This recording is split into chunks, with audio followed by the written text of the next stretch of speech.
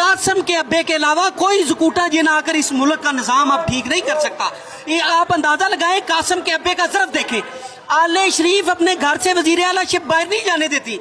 आप अंदाज़ा लगाएं, मोटी ताज़ी भैंस होती है ना, मोटी ताज़ी भैंस, उसको पता हो ना मेरा मालिक जो है वो गरीब है, तो वो चारा खाना कम कर देती है, लेकिन शर्म नहीं आती फिरदौस आशिकवान इस मुल्क के खजाने को उस भैंस की तरह लूट कर खा गई है, अभी इसका पेट नहीं भर रहा। अब आज ये फैजल हसन चौहान की बोलना नहीं है, बोलने का मौका ही नहीं मैं देना काका, तेनू पूरी तैयारी है मेरी। हुण सुन फैजल हसन चौहान की बारी ते, फैजल हसन चौहान की बारी ते आ जा।